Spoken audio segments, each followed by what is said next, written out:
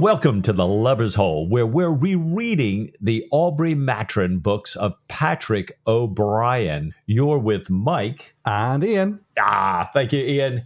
And we're starting right back at the very beginning. Ian, last time we were on chapter 1 of Master and Commander.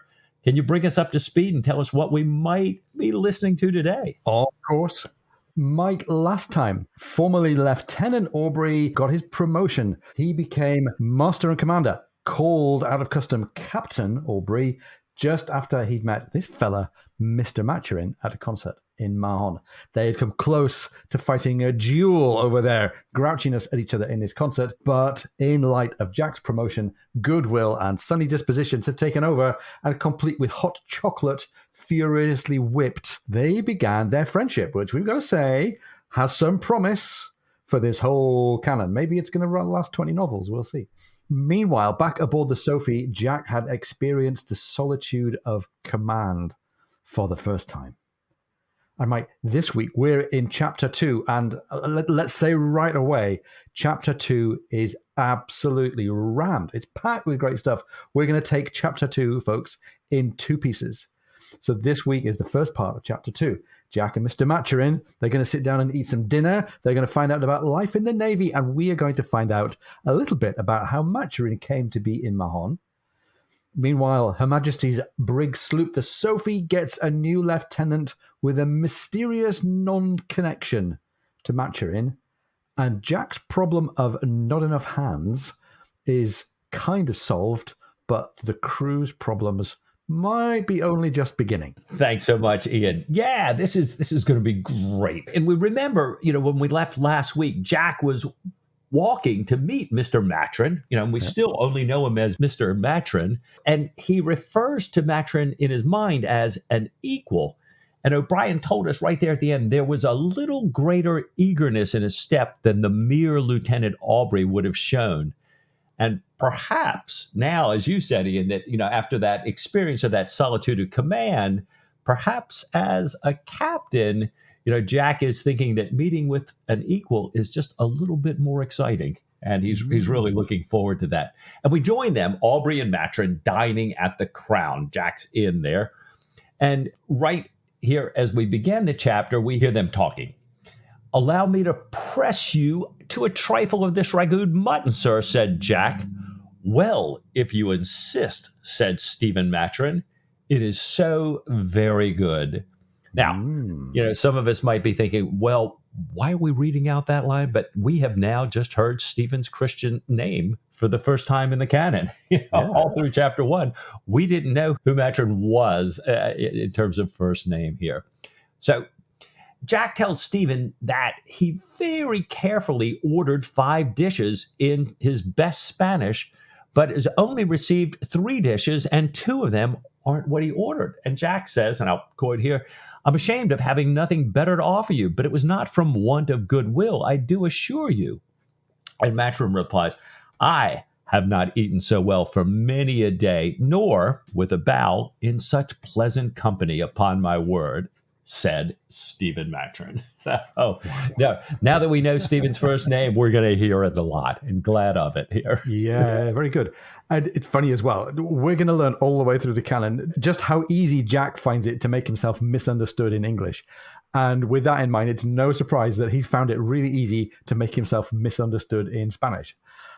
Now, who knows what string of, shouted words with vowels at the end he might have used when he was trying to order these dishes. And Stephen very, very gently tries to point out that there might have been a really fundamental error. Perhaps it's because you used Castilian Spanish rather than Catalan. And Jack is absolutely astonished, blindsided by the idea that there's more than one language that you might use when speaking to people that you otherwise regard as Spaniards. But Jack assumes it's just a putain, and we'll come back to where the word comes from in a second. Just a variation, essentially the same language. And Stephen says, no, it's a finer language, Catalan. He says the two are mutually incomprehensible, as different, he says, with a nice little musical reference here, as Gluck and Mozart. And perhaps he says, so the word that you mean is patois. Now, Patois, as Stephen suggests, is a word that in French just means dialect. Putain, the word that Jack used, means whore. And this is probably the first actual gag in the canon, as Jack says, well, yeah, but I'm sure I heard that other word somewhere before, and I can't think for the life of me where it would have been. So there you go. This is a pattern that's going to go on, isn't it? Jack misspeaking and Stephen very politely setting him straight again. Yeah, and we dive kind of right into that. So, Stephen's explaining kind of, parsing Jack's attempt at Spanish and, what they actually had delivered. And he explains or tries to explain some of the dishes to Jack, what they actually are. And wild boar is easy enough to explain. And then Jack asks him about, what are these well-tasting, soft, dark things cooked with the boar? And Stephen's thinking, well, gosh, I don't know that it has a name in your language, in a natural language. But as a naturalist, I can always use Linnaeus's classification system and call them Boletus edulis. And here we get, one of O'Brien's first loves, this natural philosophy, botany, plants, animals, birds, all of this. And we've got our fingers crossed that we might be pulling into port long enough to bring our natural philosopher, James Albright, back up to the levers hole to help us work through a lot of this in this chapter here. Now, I'm going to go out on a limb and say, I believe what Stephen is referring to is what we might call, it's a mushroom. It's a cep or a penny bun or a porticini. It's a mushroom that's highly prized in cooking. And you kind of think, well, wait a minute, there wouldn't have been a word for that for Jack in English. And in fact, O'Brien and Stephen are absolutely right. This mushroom was named and described by a French botanist in 1782, but not classified until 1821. But they did go back to Linnaeus's original work, Species Plantarum, and realized that, in fact, he had described this earlier here. So really back to 1753. So Stephen, having read that work, knows what this is, but a lot of folks in general usage don't, other than the people who know to pick them and cook them, and that this is one that won't kill you. Yeah, absolutely. And by the way, never underestimate the ability of the British to be centuries behind everybody else in fine cuisine ingredients. I don't think I actually ate an olive until I was at least 10. So, if it had been a species of potato, Jack might have been across it, but you never know. And Jack is genuinely puzzled and admiring of Stephen at this point. First of all, this person speaks fluently this other language, a language I'd never heard of, and he speaks this philosophical language of classifying and naming natural things. This is so alien to Jack. And he's got this question in mind, and he can only bring out the first word of it, which is how? And then the text goes on, how, began Jack, looking at Stephen Maturin with candid affection. He had eaten 2 or 3 pounds of mutton, and the boar on top of the sheep brought out all his benevolence. How? But, says the text, finding that he was on the edge of questioning a guest, he filled up the space with a cough and rang the bell for the waiter, gathering the empty decanters over to his side of the table. The question was in the air, however, and only a most repulsive or indeed a morose reserve would have ignored it. And Stephen very kindly picks up on it then and says, well, I was brought up in these parts. I'm like, this is a lovely moment for a couple of reasons. First of all, as you say, we're getting into not only O'Brien's fondness for natural philosophy, but also this really great signal of how much he admires and wants to document the manners of the time. The idea that it's not okay, it's not a polite form of conversation to question a guest. And perhaps he's demonstrating how conversation might have worked then. And Stephen, without hearing the question, has got the good manners to save the conversation, to save Jack from embarrassment and answer this unasked question. A few weeks ago, we were chatting to our friend Jeff Hunt, who had actually spent some time sitting down with Patrick O'Brien. And I remember Jeff talking about how O'Brien's preferred mode of conversation was not question and answer. He had good reasons for not liking to be inquired into, and that he preferred people to be at the end of a pen and a postage stamp. And maybe we're hearing already that kind of cultural affinity that O'Brien has for a world when question and answer was not okay, and reserve and kind of polite distance was the name of the game when it came to conversation. Nice. Well, Stephen, in answer to Jack's unasked question, describes having grown up in Catalonia, not here on this island, but on the mainland there, and using the language more than he did Irish before he got to university. And Jack says that, well, Stephen clearly used his childhood wisely, to become such a fluent Catalan speaker. And Stephen protests that he did not. Stephen talks at length about the history of natural philosophy, where he had grown up on the mainland. He talks about how many opportunities he did not take advantage of while he was there, opportunities that he didn't even realize until he got back to Ireland and became more involved in natural philosophy. And he had agreed to come back to Minorca, which is close to the mainland, this island off of it, close to where he grew up, with his patient, old Mr. Brown, to make up for these missed opportunities.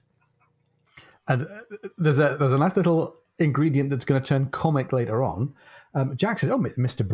Brown, do you mean the naval officer, the one here in Mahon who loves music and sings and plays?"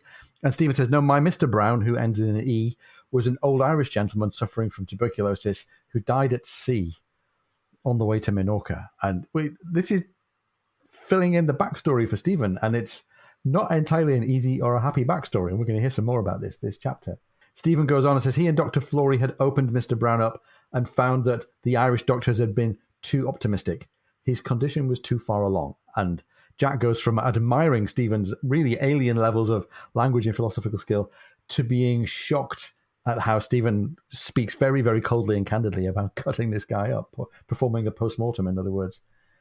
And Stephen says, well, they did it as an autopsy to be able to tell Mr. Brown's friends why he died. And I really like how Stephen very quickly has got an instinct for how squeamish Jack is going to be. And he starts out this sentence where he was clearly about to say, "We found this enormous great tumor in his abdominal cavity."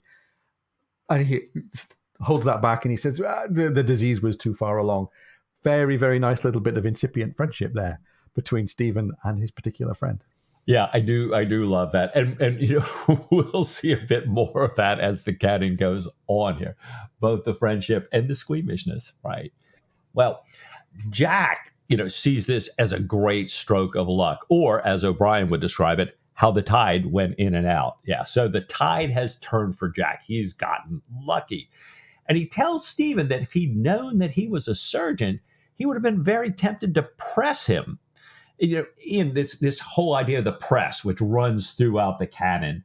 I mean, this is the Royal Navy back at the time, having the right by law to basically take by force any eligible seamen, or people, they said, eligible men of seafaring habits between 18 and 55 years. But as we know in history, as we know in the canon, these press gangs often exceeded that authority. They extended that authority loosely because there was such a huge demand for people to have on ships. So, Stephen, however, points out with a bit of attitude, not that, he'd be upset about pressing. He doesn't touch that at all, but he wants to point out very strongly that he is not a surgeon. He is a physician. And I think I had typed Dr. Flory earlier. It's probably Mr. Flory, the surgeon. And Stephen, however, would be Dr. Maturin, probably on multiple fronts. His scientific degrees here, as well as being a physician. Jack apologizes for his sad blunder. He's, didn't mean to call you a surgeon. I see you are a physician then. And in kind of a bantering way, he tells Stephen that the Sophie really needs a surgeon and can't find one, and asks if he can't just tempt Stephen to join him, telling him all about all the birds and fishes, monstrously strange fishes, all the natural phenomena that he'd have this opportunity to see if he came aboard and sailed with Jack, and the opportunity to earn prize money. And I think he realizes now that Stephen is quite the scholar. And he says, well, even Aristotle would have been moved by prize money. Oh, yeah. So I think Jack is completely expecting this physician to blow him off. Yeah. But to Jack's surprise, Stephen sounds actually a bit interested. And he tells Jack that he's done some dissection. He knows the usual surgical operations, but he doesn't know naval hygiene or, as he says, the particular maladies of seamen. Right, beneath which there's a whole litany of different categories of conditions that he hasn't come across. And I love this response that Jack has. He says, never strain at gnats of that kind. It's funny. This is one of these things that I had blown straight past on many, many previous readings. This is a biblical reference, right? It really is. Yeah. In Matthew 23, verse 24, Jesus is kind of railing out at the scribes and Pharisees. And the actual verse in the New International Version is, "You blind guides, you strain out a gnat but swallow a camel." And he's saying essentially they're hypocrites because, if you get back to Leviticus and the real detail of the law, there were certain insects that were deemed to be impure. They're, if you will, not kosher. And so they would strain the water taking out of a well through something like a cheesecloth in order to make sure there are no gnats there. But they were found doing a lot of other things, being deceitful, oppression, lust. So it's like, oh, wait a minute, you're straining at gnats, but swallowing camels. But Jack is, don't strain at gnats of this sort, right? Yeah, little tiny things. And he goes on then to describe just how little of a gnat, just how tiny of an issue this probably is, the idea of, permission and resources and stuff. He says most ship surgeons are untrained surgeons, mates, butchers' apprentices, basically, who know nothing about surgery, nothing about physic, but learn along the way practicing on seamen, hoping that there's a butcher or somebody like that on board to help them.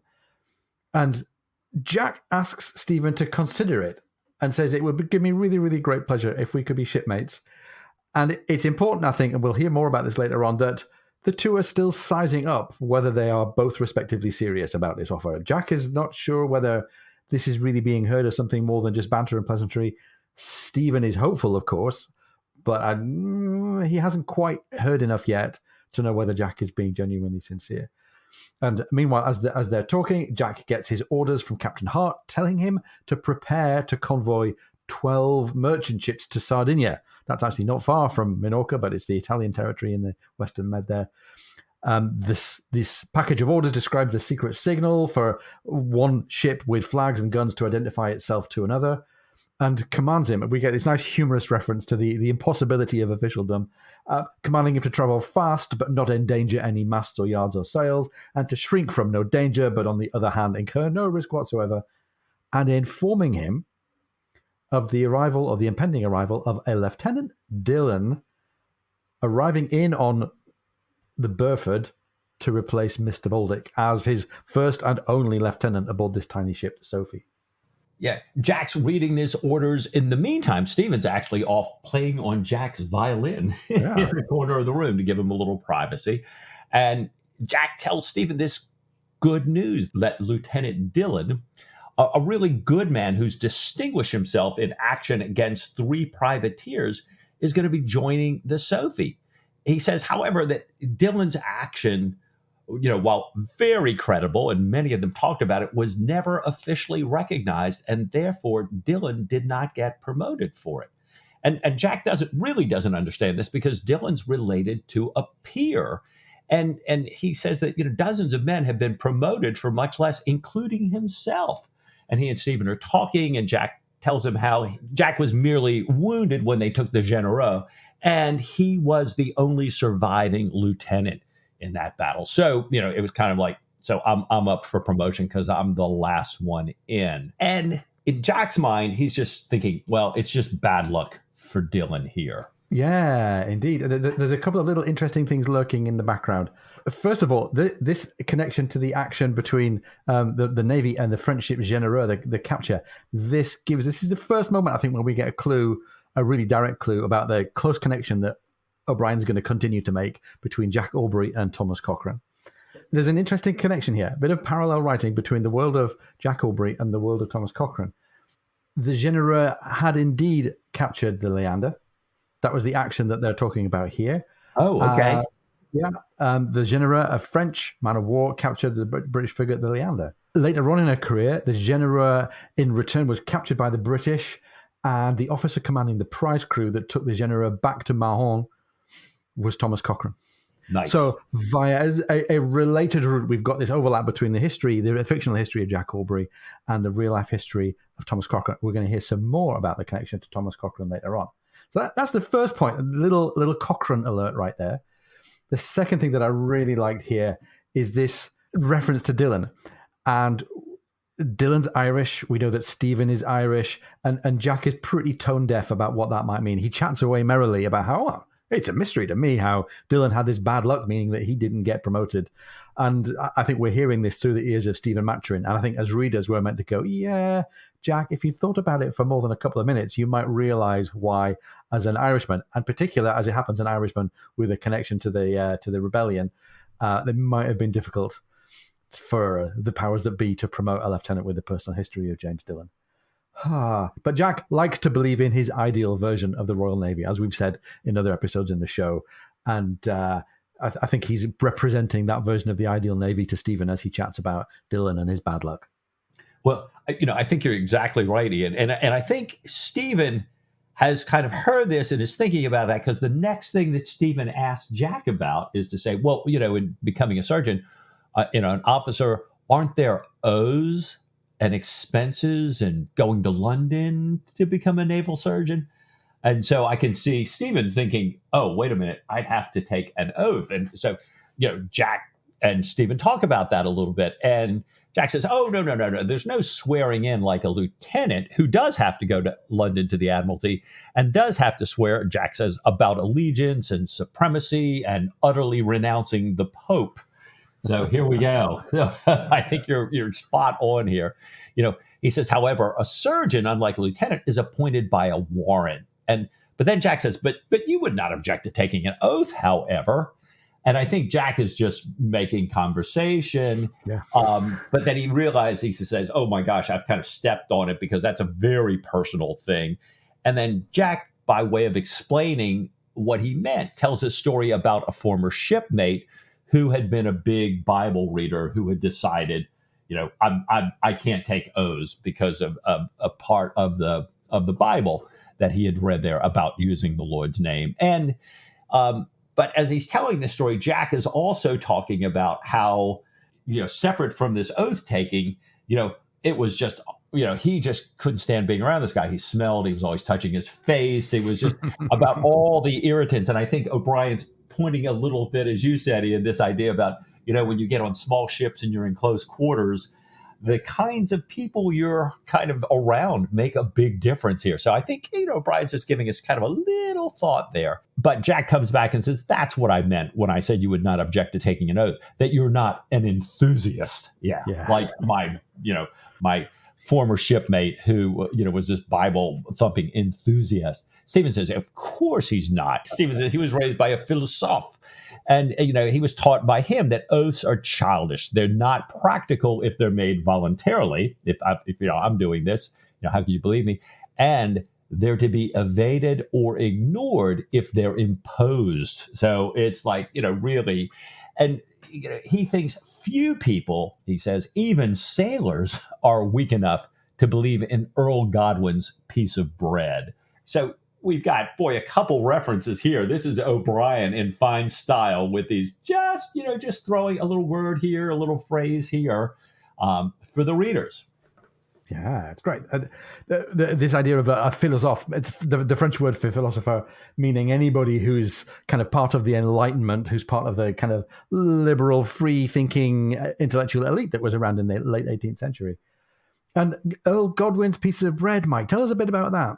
Yeah, that's interesting. This is, so for these people who are just, like it's all about the supremacy and efficacy of human reason, to believe a story like Earl Godwin's piece of bread. And this is a disputed story. Some people call it a myth. Some people say, no, I think this might have happened. Really kind of comes down to belief a little bit here. In 1053, a story in which King Edward the Confessor confronts Godwin, the Earl of Wessex, about, a year's earlier murder of Edward's brother Alfred. And Earl Godwin supposedly sitting there at table with the king denies any involvement and says in the story, if he's guilty, may the piece of bread that he's eating be his last. And the legend says, he ate that bread and choked to death on it. So, it's like, if you say something that isn't true and you've said it kind of in an oath way, you'll be struck down dead. Yeah. So Stephen's saying even sailors are not weak enough to believe in the kind of a superstitious thing like the story of the piece of bread. Thank you. How little Stephen knows about sailors. Oh, yes. And we're going to learn all the way through the canon. So as they're both kind of trading remarks here about philosophy and about superstition, maybe this highlights the fact that they're both listening for hidden meanings here. And Stephen says, I need to match your candor, and I'm really tempted by the offer. If his patient, Mr. Brown, had brought money or a letter of credit, then his servant had made off with it. Stephen is really on his uppers here. The war's cut him off from his inheritance, what he calls his patrimony in Spain. And he says that I was telling the truth earlier on when I said I hadn't eaten so well in some time. And what that means is not that he hasn't had nice food. He hasn't had food much at all. Right. And Jack goes from being amazed to being sorry, and he's kind of patting his pocket and saying, if what he calls the res augusta is pressing, and can I help you out here? And Stephen says, no. Meanwhile, they carry on, and Jack tells Stephen about the pay and conditions for being a surgeon. And Stephen says, I'm not so worried about what the size of the stipend is, but I'm worried that maybe I have to get some kind of appointment and get instruments and drugs and medical necessities. And Jack says, well, there is Mr. Flowery, or perhaps Dr. Flowery, ashore that you can go and talk to. Then go talk to Flowery, come and dine on the Sophie, and then sail aboard the Sophie as a guest while we figure it all out and I get you an acting order. And Mike, there's another little Latin tag here, and we already know enough to dig into Latin tags when O'Brien drops one in there. Res Augusta, what's that all about? Yeah, this is from the Roman poet Juvenal, Satire 3.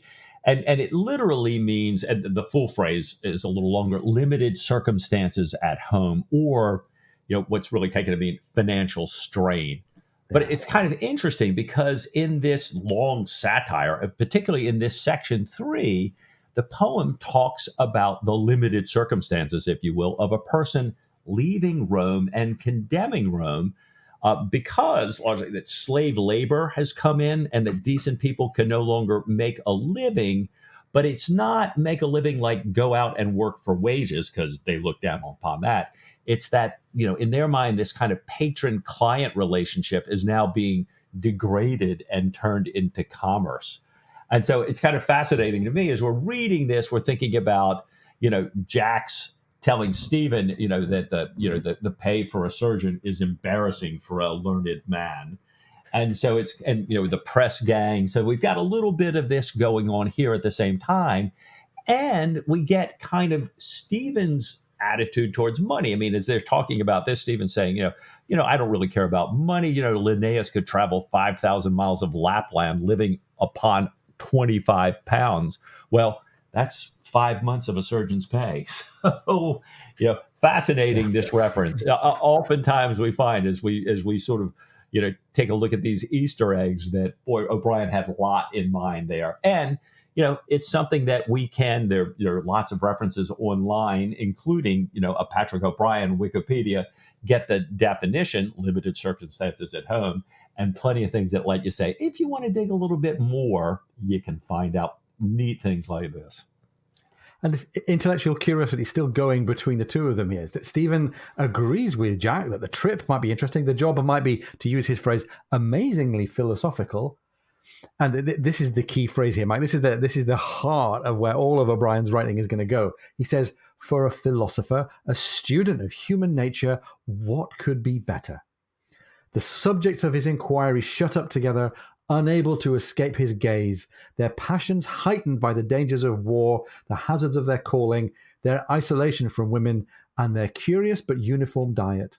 And by the glow of patriotic fervour, no doubt, he says this with a bow to Jack, it is true that for some time past I have taken more interest in the cryptogams than in my fellow men, but even so, a ship must be a most instructive theatre for an inquiring mind.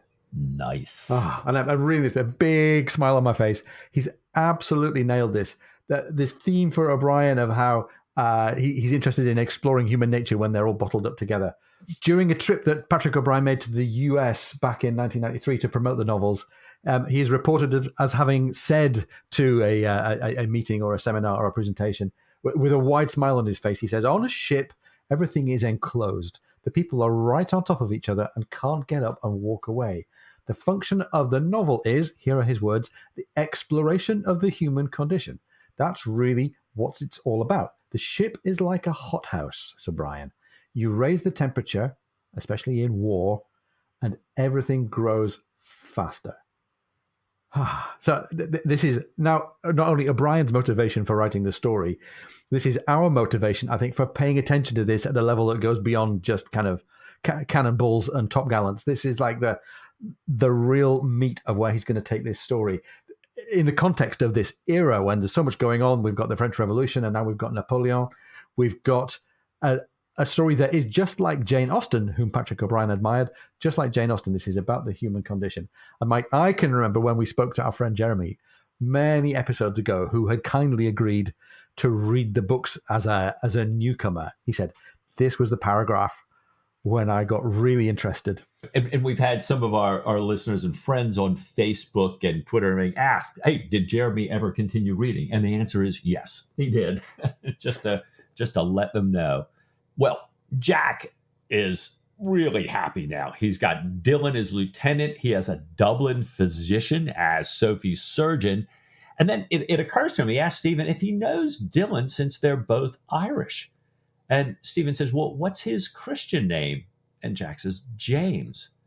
And the text says, no, said Stephen deliberately. I do not remember to have met any James Dillon. So we get this very odd, stilted way for Stephen to reply to that line. And I just really wonder what's going on. Yeah. So, Mike, now that we've kind of pushed the dish of boar's face and ragout mutton to one side, and perhaps Jack and Stephen have drawn the cloth and they might be about to drink a glass of port, why don't we take a break to do something similar? And we'll join our listeners back together after this break.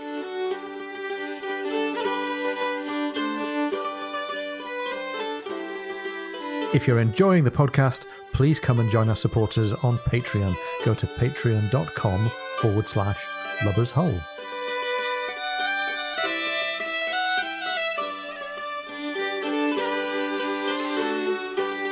Welcome back. I hope you guys have all taken your napkins, patted your lips. We've finished up this big dinner at the Crown, and we're back on the Sophie with Jack. And Jack's telling the master, Mr. Marshall, that he's got this guest that's going to be coming aboard, a physician, a great man in the philosophical line. You know, we're thinking like a scholar, a scientist, you know, and he's hoping that if indeed this guest likes it, he'll stay as the Sophie's surgeon.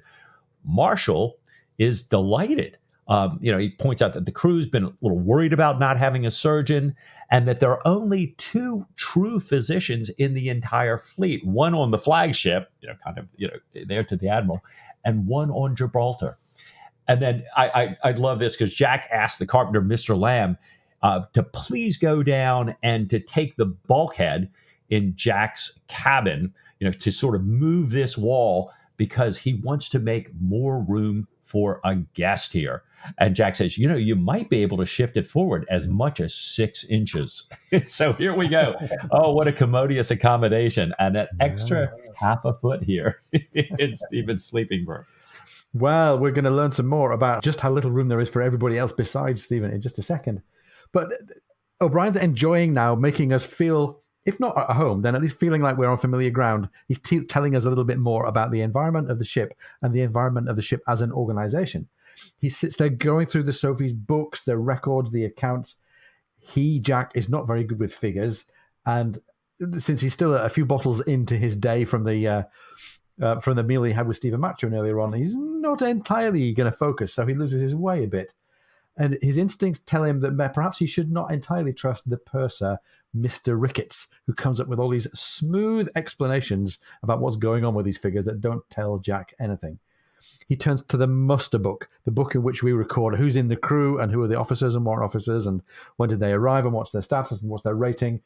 And Jack points to Mr. Ricketts' son and traces his clearly illegal history of promotion, dating back a long way from times when he was clearly just kind of held on somebody on the ship's books at the behest of some other indulgent captain.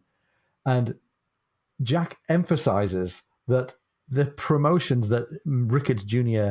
had got at these various stages were a change in rating. And he's emphasizing this because a rating is given by a captain, not given by the Admiralty, and therefore can be undone by another captain. And the look on Jack's face is enough to show Mr. Rickett that if he tries any more purser's tricks, the captain could disrate his precious son, turn him before the mast, and, to use the phrase that's clearly buzzing in Jack's brain at this moment, flog the tender pink skin off his back every day for the rest of the commission. So he's vicariously, fictitiously holding this guy's son hostage to say, don't you pull any tricks with me. From that point on, of course, the explanations become a bit more transparent and a bit better and a bit more detailed. And I think O'Brien's done a really nice job here of combining a bit of exposition about the naval world and pursers and muster books with his nice bit of characterization about Jack, who's canny enough to spot somebody who might take advantage of him, at least when he's at sea. Yes, yeah, nicely done. And this is kind of Jack's first introduction to bookkeeping. He doesn't care for it much, and he's got to review all these incredible numbers of purchases of food and ordnance and ships parts and receipts and everything else. And finally, he's had enough for the day, even though Mr. Ricketts is in much better form now. And he tells Mr. Ricketts about the prize agent's nephew, who's going to be Jack's clerk, and tells Ricketts to please take care of the clerk. And, kind of establishes with Ricketts that, having the prize agent well with the ship is really good for the ship. And Ricketts immediately recognizes, that's a really good deal. And these are guys, I believe, if as Jack's looked past this muster book and the ship's log later, these guys are not ones who've had prizes before, and we know sailors love prize money here. So they go up on deck. Jack sees his new clerk, Mr. Richard, that he was just talking about, and a black seaman, Alfred King, who comes with him. Jack had made that deal, saying, I'll take Richard as long as he brings an able seaman. Now, Jack asks King if he can hand, reef, and steer, a phrase we visited in chapter 1 here. King smiles, grunts, and shakes his head yes. Well, Jack's up here on the quarterdeck. He's in command, and he expects something a little bit more formal. So he asks King if he has a civil tongue in his head. King's obviously upset, and Richards explains that the King had been captured by the Moors, and they had cut out King's tongue. Boy, one of those moments that socially awkward in any age. Oh, yeah. So Jack is very taken aback and arranges to have them, nicely escorted to their workstation. And so it's funny, we hear so many comparisons, including O'Brien's own, between his work and Jane Austen's. But Ava Sander, when she was on the show, pointed out that his work is also a lot like Charles Dickens. There are so many fascinating secondary characters who bring these tales to life. And it's funny how we see some of them kind of throughout the series, you're really recurring characters. And we'll put a little pin in this. Some, like King, take a very long time to reappear, but will show up when you least expect them. Yeah, and given the order in which we've been doing this, ladies and gents, you all know that not many episodes ago, when we were covering the reverse of the medal, who should show up at the just in case of spoilers, at the big denouement, the big public scene at the end of Reverse of the Medal, but a mute black boatswain's mate.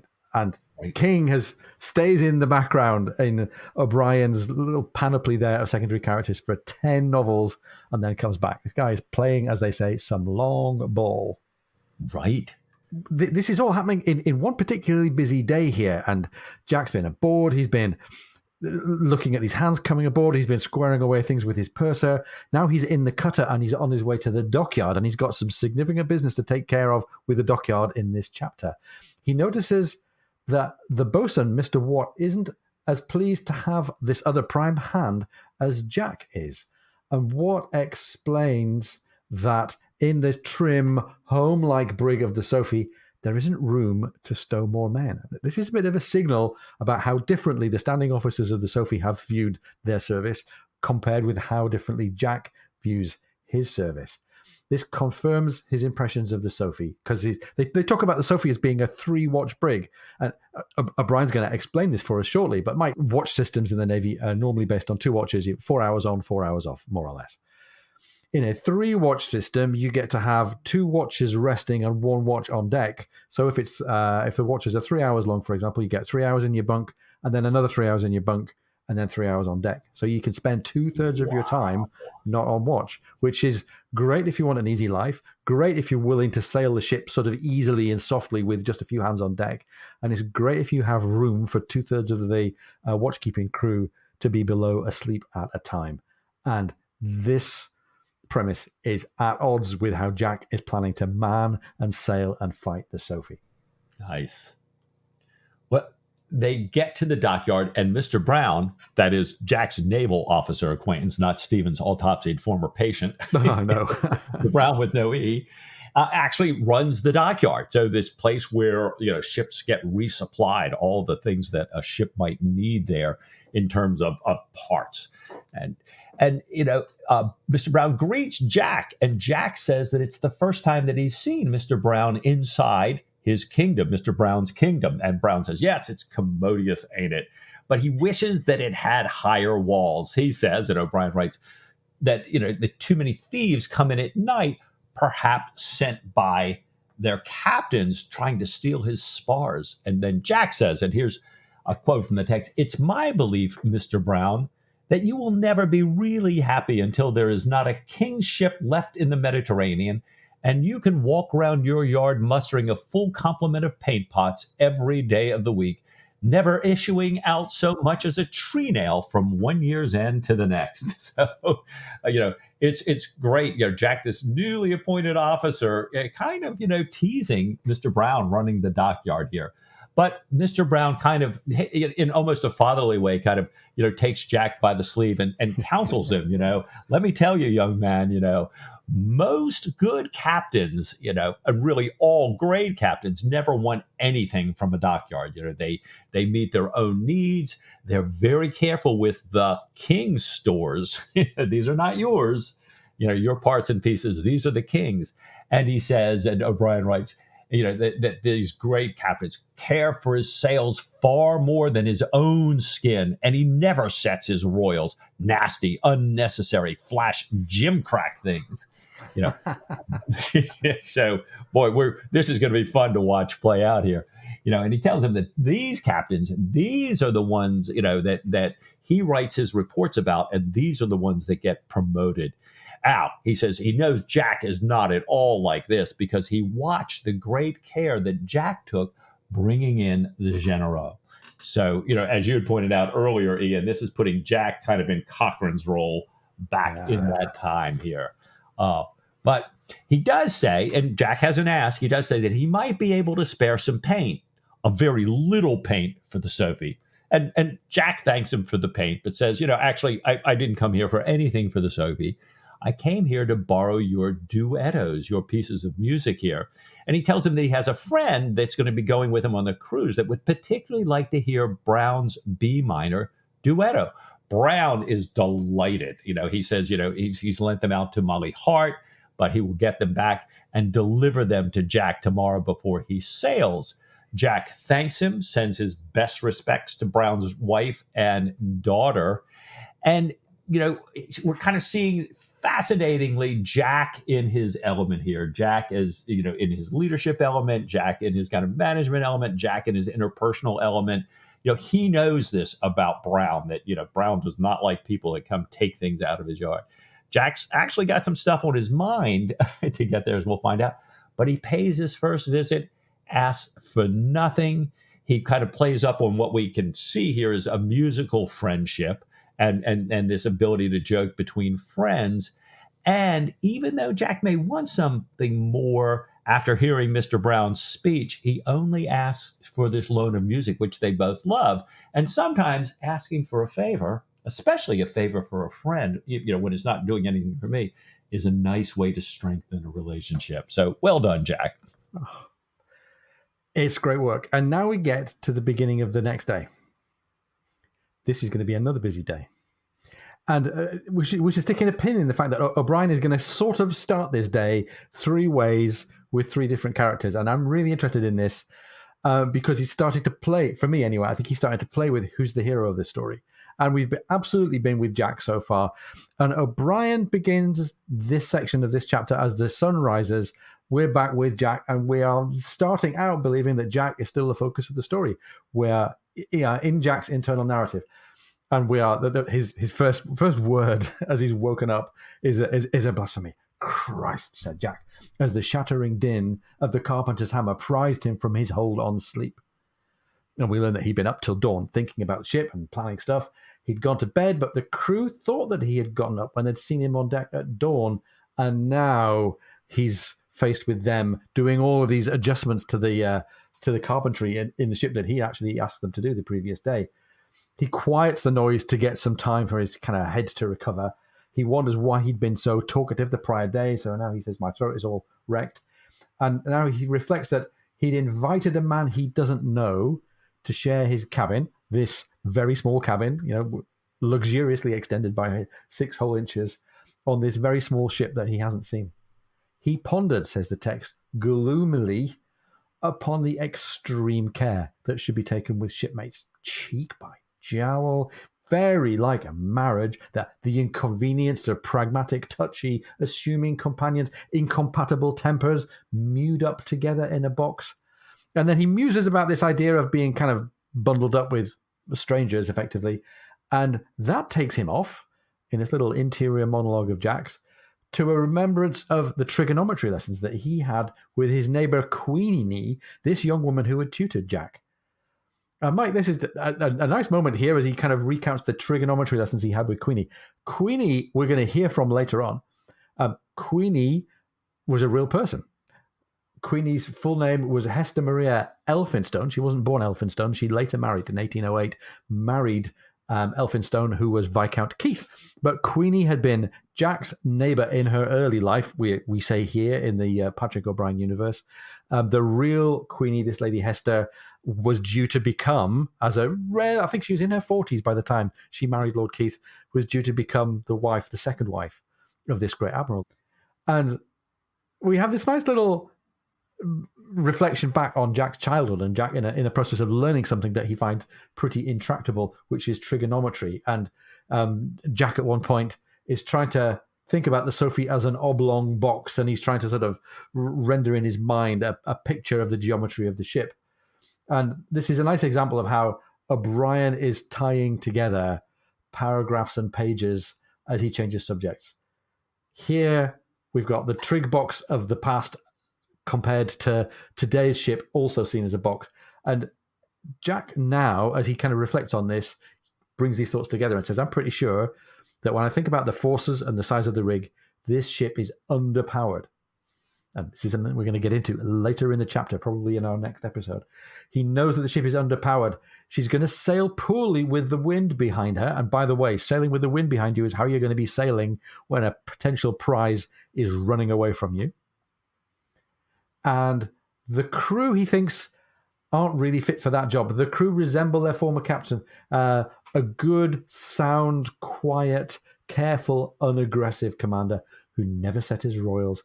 As brave as could be when set upon, says the text, but the very opposite of a Sally Rover. And Mike, Sally Rover, this is just dropped in like we're all supposed to know what a Sally Rover is. What exactly was a Sally Rover again?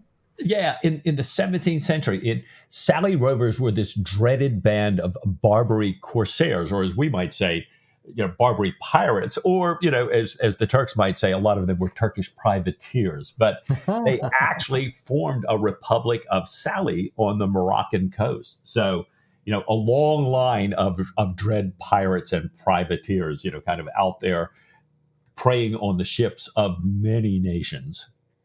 Yeah.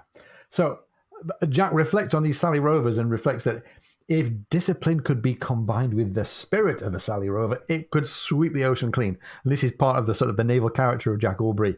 If I can use naval discipline and a bit of this kind of buccaneering swagger, in a place like the Mediterranean, there are rich, rich pickings. And he can't help think about the prize money. Jack thinks in the similar line, if he can combine some better sailing qualities off wind with a couple of 12-pounders to use as chasers, as long as the ship's timbers can stand it, then this abstract box, this rather imperfect box, can be made more of a fighting vessel. And stick a pin in those two ideas. He needs more firepower and he needs more sailing power. And that's something that's going to exercise the creative genius of the naval commander that is Jack Aubrey. Nice. Well, Ian, you had said that, this chapter sort of starts with the morning of three characters here. And so, sure enough, we've just gone through this morning with Jack. And now O'Brien tells us that 10 minutes earlier at a higher altitude, so even earlier than Jack, the sun had reached Dr. Maturin. And he had been deeply dreaming about this girl in Ireland. He could smell her perfume. He could feel and still feels her touch on him as he wakes up. But then he realizes the perfume is actually just the scent of some crushed flowers in the leaves that he's sleeping on. And, realizing that, his feel of her touch disappears. And O'Brien writes, his face reflected the most piercing unhappiness and his eyes misted over. He had been exceedingly attached, and she was so bound up with that time. He had been quite unprepared for this particular blow, striking under every conceivable kind of armor, and for some minutes he could hardly bear the pain, but sat there blinking in the sun. Christ, he said at last, another day. So here we have, this is that, you're dying of thirst. You're dreaming that you're in an oasis and you wake up on the desert again. It's like, It's funny because we're now at the first book and we have, with many of our listeners, gone through, 10 more. And we remember Jack having a dream here that he wakes up from. So we'll come back from this again. But it's fascinating, as you say, Ian, how similar but different these two characters have started their morning here, and a second one now, basically starting his morning with a dream and a blasphemy. Yeah. And this is, Jack was irritated and hungover, I think. Right. Stephen is in the grip of a pretty black mood here. And by the way, he's not just a little bit famished. He's been living in this empty room in this castle for days now. He's destitute.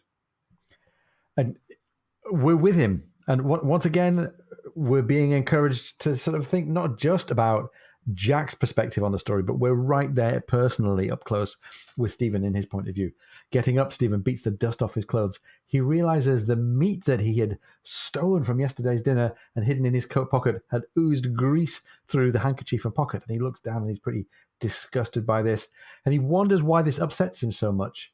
And as he eats the meat for his breakfast, the text says, for a moment, his mind dwelt on the theory of counter-irritants.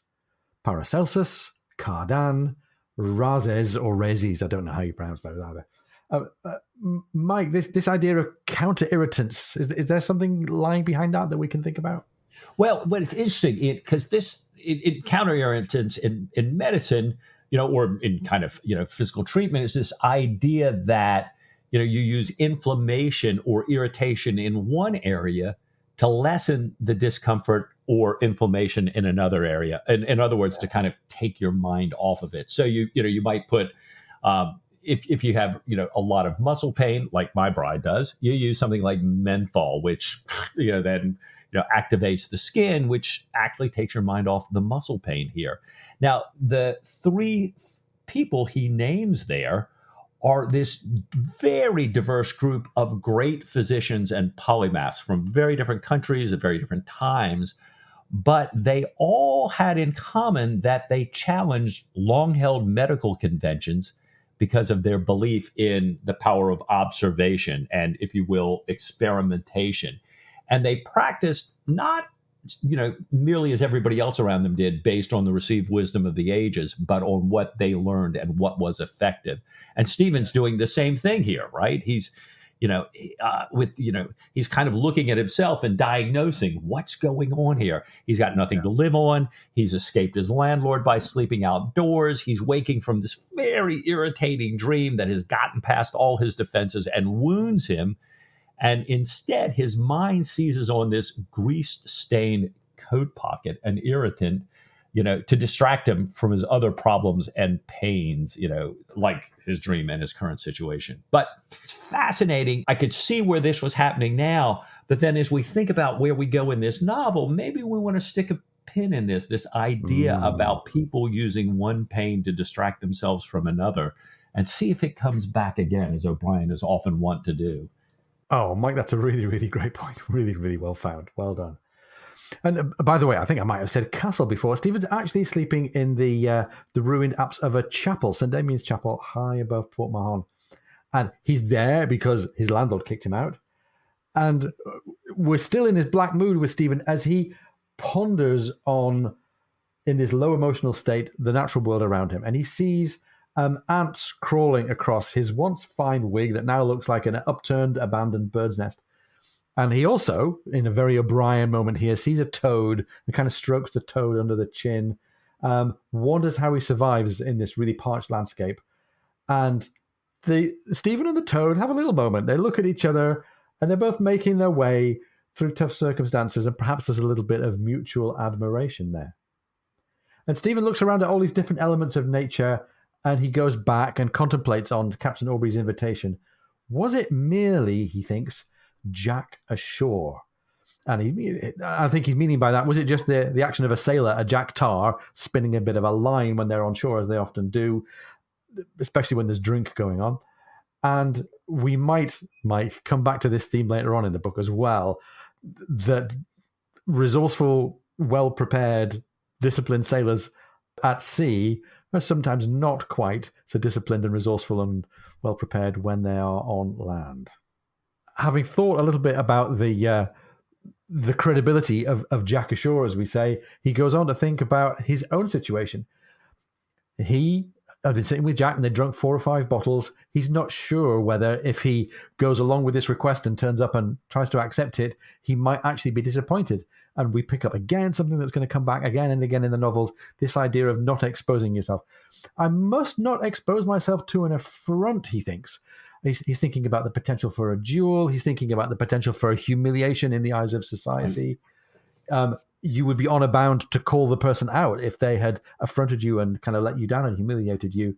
And we're back into uncertainty about whether this new friendship is really going to bond in the way that they had both supposed when they were sitting there eating their dinner together. So Stephen stands up and cleans down his coat. He decides to go and see Flory to discuss what a naval surgeon's calling is all about. So he's at least taking Jack up on the first part of his ask.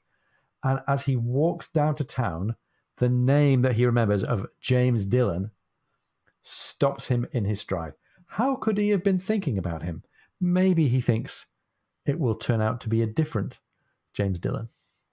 And Mike, with this very cinematic little cut implied here, we turn very quickly now from the perspective of Stephen to the perspective of James Dillon and his start to the same day.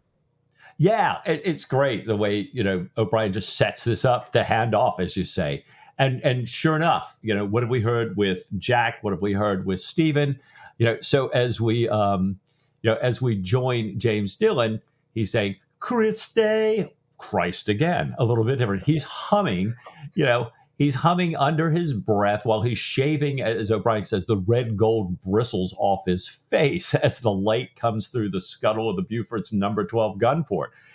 He's singing Christe eleison, Kyrie, and it trails off a little bit. And O'Brien points out this was less piety in James Dillon than a way of hoping he should not cut himself. For like so many papists, he was somewhat given to blasphemy. Wait a minute. I think there's a lot going on here.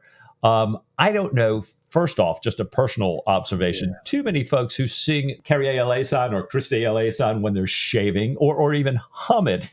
Certainly. Now, perhaps Richard Page, the bassist, lead singer of Mr. Back in December 1985 here. So, or maybe any kid that ever had that cassette, because it's a pretty powerful 80s driving anthem here, a beautiful thing. But I know fewer still who will sing or hum it in plain song like Lieutenant Dillon is doing here. But I do love how O'Brien has introduced us, as you pointed out, Ian, to these 3 mornings of these 3 main characters here, and the beginning of their day.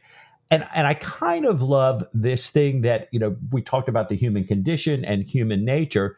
Here is O'Brien writing that James Dillon is humming this in kind of a blasphemous way because papists are given to that. But of course, his first example was our, young, upright, upstanding Anglican Jack Aubrey. And I think O'Brien's taking a little poke at all of us, at how we kind of, we say these things about other people, but in fact, they refer to all of us and refer to ourselves here. I love that.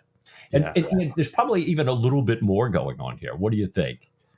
I think there is by the way, this prayer that he's having, Kyrie eleison, Christe eleison, Lord have mercy, Christ have mercy. It's a very Catholic part of the liturgy. It's the moment where, as Catholics, we all say, "Oh, I'm guilty, I have sinned."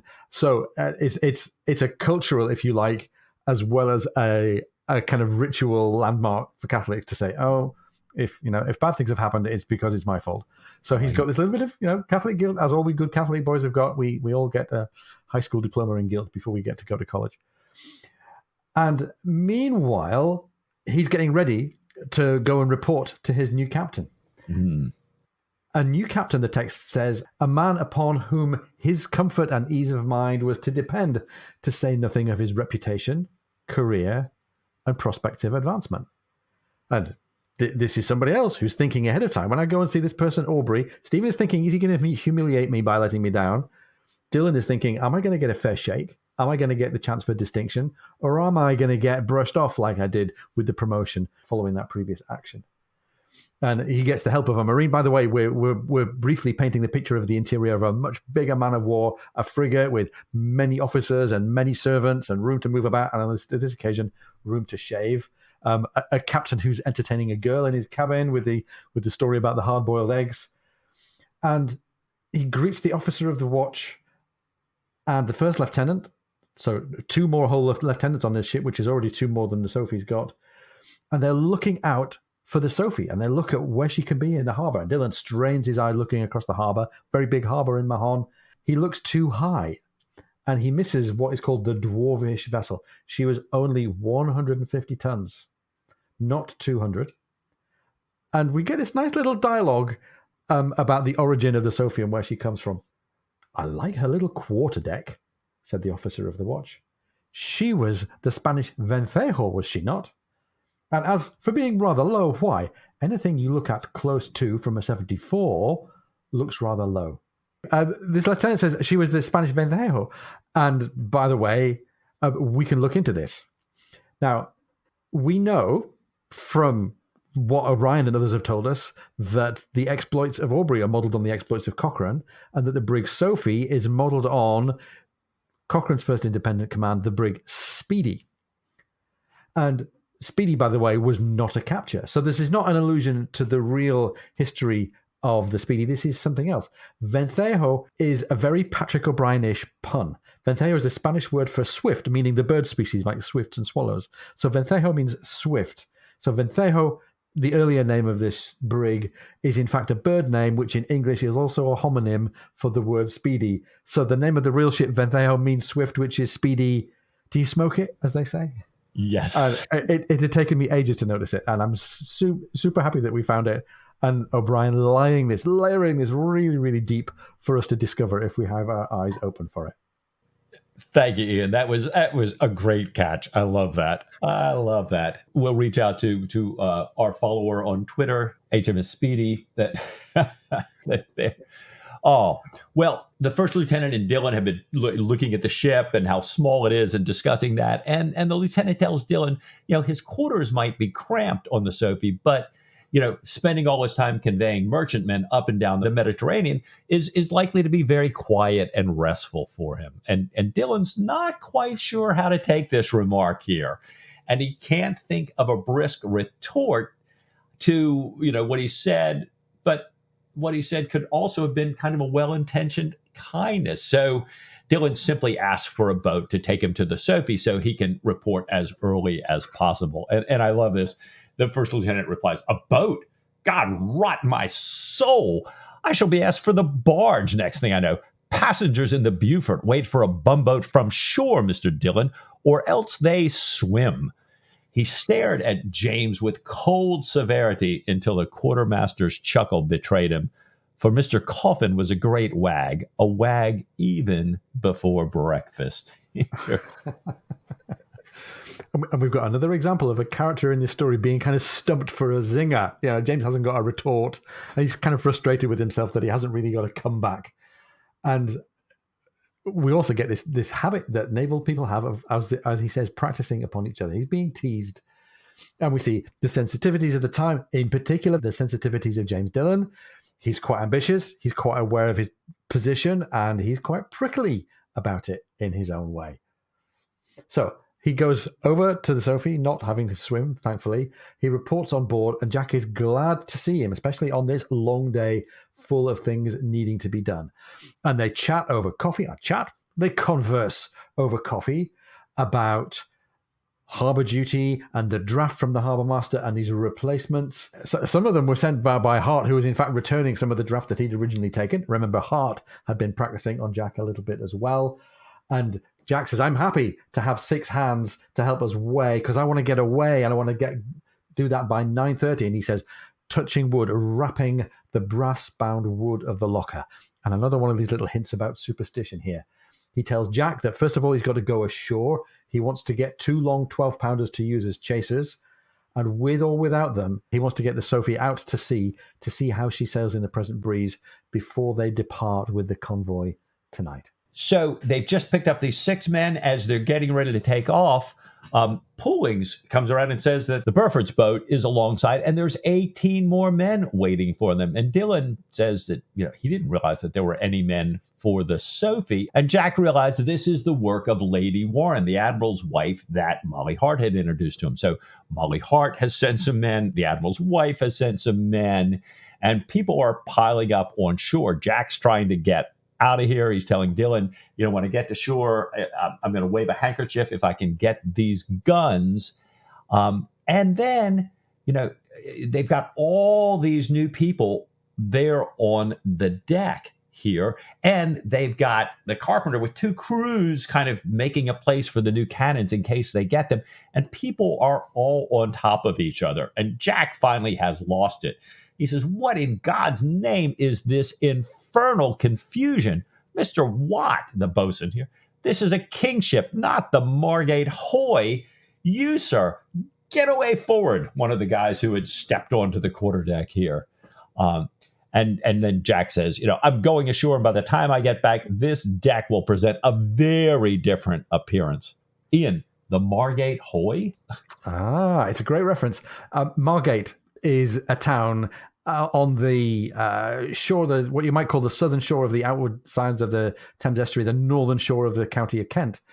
And it's about 30 or 40 miles east of London. Margate is a nice, pretty seaside town. As the leisured classes started to enjoy using their leisure time a little bit in the 19th century, people used to take hoys, that is to say passenger ships, down the river. So as this is an early example of tourism, the Margate Hoy would take people middle class, good timers out down the river for a day trip to Margate where they could have a good time and then come back again. And there are pictures online of the Margate Hoy, the deck busy with people partying and drinking and throwing up. So the Margate Hoy, a very disreputable kind of a ship, absolutely the very opposite of Jack's idea of one of His Majesty's ships of war. Right. Not a disciplined Sally Rover whatsoever. No, far from being a disciplined Sally Rover. And he's reflecting on this as he's getting pulled to shore in his own rowboat here. Do they really imagine, he thinks to himself, do they really imagine I shall leave an able-bodied man on shore if I can cram him aboard? Of course, he says, their precious 3 watchers will have to go. And here now, O'Brien digs in for us to this point about 3 watchers. 3 watchers is luxury. 3 watchers is indulgence, but needs plenty of space below. And he's computing, I can get one man into 14 inches of hammock space. The 3 watchers are going to have to go. We're going to go to proper Man of War style. 2 watchers, watch and watch, 4 hours on, 4 hours off. And then maybe he thinks I can get all these guys below with their 14 inches. And then the text says, it seemed to him very doubtful whether the Sophie possessed anything like that amount of room, whatever her official complement might be, and he was still working at it when the midshipman called, "Unrow, boat your oars," and they kissed gently against the wharf. So Mike, Jack's had a busy time aboard the ship getting organized, but now he's about to encounter the naval establishment ashore here. And maybe this is the moment where we stop and think, what's going to happen next? Yeah, I mean, he's about to encounter the naval establishment on shore. He really badly wants these cannons and says, if ordnance will allow it. He's already heard from Brown in a different dockyard. I'm not happy to be giving things away here. And, he's leaving behind a little bit of a wreck on the Sophie. All these new people showing up, no plans for them. Jack trying to think, how do I squeeze them all together? And O'Brien kind of underscoring how disruptive this can be to this, to this ship's company who've been enjoying this nice, homey, comfortable life on board the Sophie for a number of years. Yeah. The crew are going to be tested, and if he gets his way with a bit more sailing power downwind, and if he gets his way with the new 12-pounders, then the ship's hardware are going to be tested as well. And meanwhile, Mike, what about James Dillon? He's been passed over, as Jack has before, and he's not entirely devoid of chips on his shoulder as well. Right. How are these 2 guys going to get on now that they're in the same ship together? Yeah, and what was going on with Stephen Maturin, that, this idea of how he answered Jack, and then, waking up and with these other things on his mind, kind of chastising himself like, oh my gosh, how could I have forgotten about James Dillon? And, we're wondering, what does that mean? Do they know each other? How do they know each other? And as you say, we played off this symmetry of these 3 characters now. How is that going to play out going forward? Yeah, who's going to become our real hero? Mike, there's lots more to read about in chapter 2 here. The only thing for it is to say, what do you say next week to just a little bit more Patrick O'Brien? Oh, I would like that of all things.